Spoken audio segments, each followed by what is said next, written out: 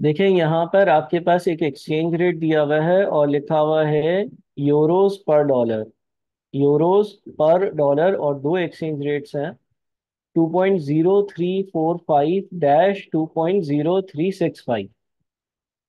अच्छा, यूरोस पर डॉलर का मतलब है कि ये दोनों यूरोज हैं। यूरोस पर डॉलर का मतलब है ये दोनों यूरोज हैं। यानी कि ये लिखा हुआ आ रहा है 2.0345 यूरोस पर डॉलर, और ये लिखा हुआ आ रहा है 2.0365 यूरोस पर डॉलर। यानी कि एक डॉलर में 2.0345 यूरोज हैं, और यहाँ पे लिखा हुआ रहा है कि एक डॉलर में 2.0365 यूरोज हैं। ठीक है जी। सबसे पहले तो इस तरह से आपने एक्सचेंज रेट पढ़ना होता है। तो एक्सचेंज रेट पढ़ने का तरीका मैंने आप लोगों को बता दिया। सही है। अच्छा, उसके बाद आपके पास जो चीज़ लिखी हुई आ रही है, उसके बाद जो चीज़ लिखी हुई आ रही है वो लिखी हुई ये आ रही है कि कॉस्ट ऑफ बाइंग, लिखा हुआ है cost of buying 100,000 Euros. 1 lakh Euros को खरीदने की कॉस्ट, 1 लाख यूरोस को खरीदने की cost for a US based company, एक यूएस बेस्ड कंपनी के लिए। ठीक है। अच्छा, अब एक यूएस बेस्ड कंपनी है, एक यूएस बेस्ड कंपनी है, तो उसके लिए ये डायरेक्ट कोट होगा या इनडायरेक्ट कोट? लास्ट क्लास में भी आपने पढ़ा है, मुझे बताओ कि एक अगर ये यूएस बेस्ड कंपनी है तो इस यूएस बेस्ड कंपनी के लिए ये वाला रेट जो है ये एक डायरेक्ट कोट होगा या ये एक इनडायरेक्ट कोट होगा, बताओ।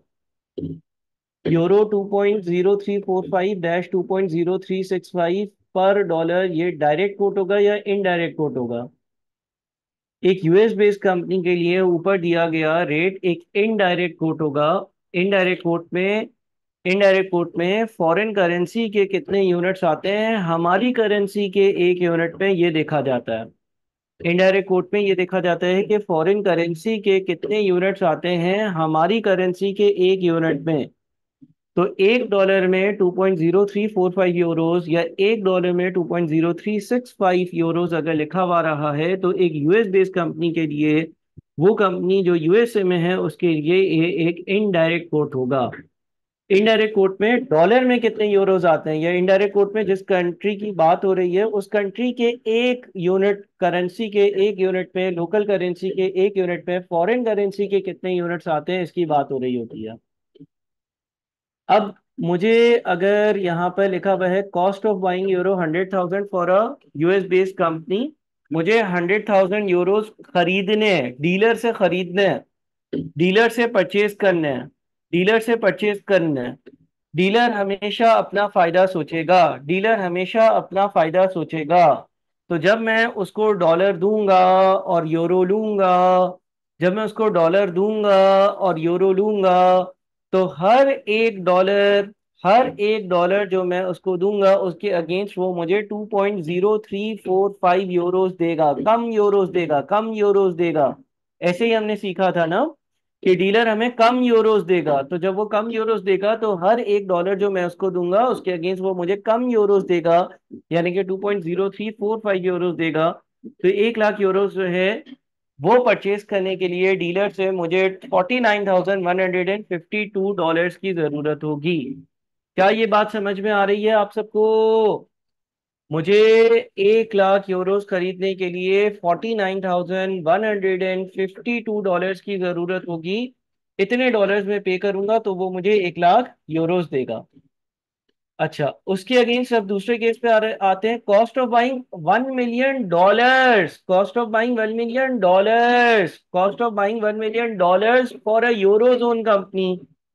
एक यूरोजोन कंपनी है, एक यूरोजोन कंपनी यानी कि यूरोप में बिजनेस करती है और उसको 1 मिलियन डॉलर्स की जरूरत है, उसको 1 मिलियन डॉलर्स की जरूरत है, उसको 1 मिलियन डॉलर्स चाहिए। अब इस केस में क्या होगा, for eurozone company above rate is a direct quote. Eurozone company के लिए ऊपर वाला रेट एक डायरेक्ट कोट है। डायरेक्ट कोट इसलिए है क्योंकि हमारी करेंसी के या लोकल करेंसी के कितनी यूनिट्स फॉरेन करेंसी के एक यूनिट में आते हैं, ऐसा लिखा हुआ है। हमारे लोकल करेंसी के कितने यूनिट्स फॉरेन करेंसी के एक यूनिट में आते हैं, फॉरेन करेंसी के एक यूनिट में आते हैं। तो ऊपर अगेन दो रेट्स हैं, और मुझे अगर डॉलर्स चाहिए और मैं अगर यूरो जोन में हूं, अगेन डीलर हमेशा अपना फायदा सोचेगा। डीलर अगर हमेशा अपना फायदा सोचेगा तो वो मुझसे हर एक डॉलर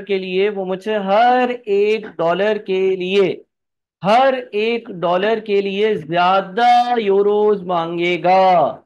और अगर वो हर एक डॉलर के लिए ज्यादा यूरोज मांगेगा, वो 2.0365 यूरोज मांगेगा। और 2.0365 यूरोज मांगेगा तो मुझे 2036500 यूरोज पे करने पड़ेंगे, ताकि मुझे $1 मिलियन मिल जाए। ठीक है जी। अगली एग्जांपल है रिसिप्ट ऑफ $150,000।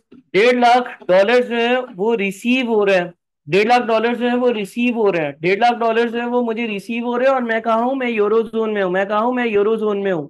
मैं उसको किस में कन्वर्ट करवाऊंगा? क्योंकि मैं यूरो जोन में हूं तो मैं उसको कन्वर्ट करवाऊंगा यूरोज में। जब मैं डॉलर्स को यूरोज में कन्वर्ट करवाऊंगा तो मुझे हर एक डॉलर के अगेंस्ट कम यूरोज मिलेंगे। इन दोनों में से कम क्या है? 2.0345।